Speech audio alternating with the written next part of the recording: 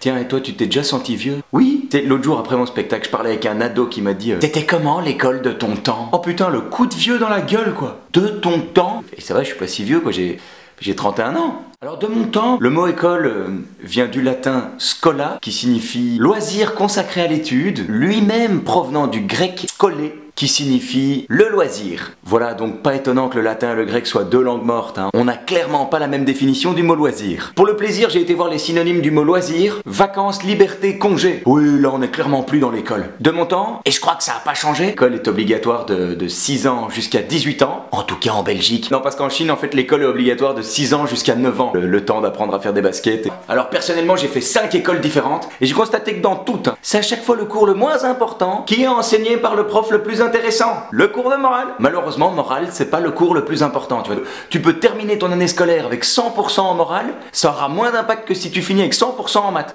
Alors que honnêtement, c'est mieux morale, vraiment. Mais bien sûr, je vous le prouve. L'autre jour, un politicien belge gagnant 85 000 € par an a osé déclarer « Je suis sous-payé ». Ben lui, par exemple, un peu moins de maths, un peu plus de morale, il aurait eu l'air moins con.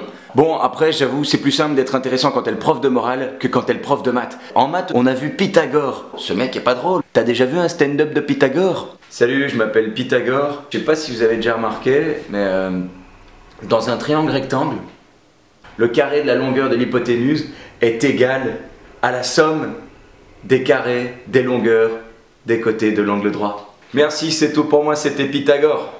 Oh le génie! Honnêtement, j'ai détesté les maths. Mais je savais que les maths...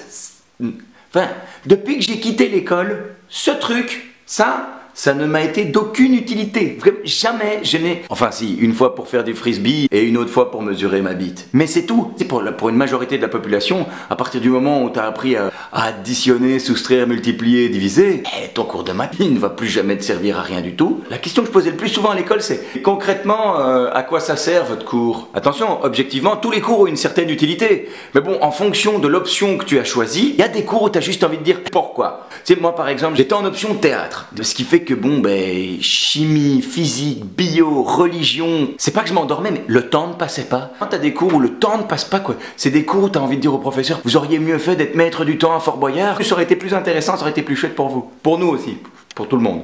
En fait, c'est simple. Pour moi, à l'école, les cours les plus importants, c'était les cours qui étaient liés à mon option, plus le cours d'histoire et le cours de géographie, parce que pour moi, très important, savoir d'où on vient, savoir où on pourrait aller. Français, ça c'était un des cours les plus importants de ma vie, tu vois, je veux dire, on m'a appris à parler, on m'a appris à communiquer, ce qui a d'ailleurs fait chier les profs de toutes les autres options. Oh, j'étais bavard. Mais tu sais, en même temps, on m'a toujours dit, pour bien se perfectionner, le mieux, c'est de pratiquer. Donc logiquement, moi je pratiquais un maximum, qui apparemment n'est pas autorisé à l'école, alors que bon, c'est quand même l'endroit où on est censé apprendre. Je me souviens un jour, il y a un prof qui m'a dit de me taire, et moi je lui avais répondu excusez-moi, à quoi ça sert de nous enseigner la langue de Molière si dès qu'on essaye de la pratiquer, on nous demande de la fermer? Chose à laquelle ma prof avait répondu oui, mais ici vous êtes au cours de flamand. Dus spreekt in het Nederlands, alsjeblieft?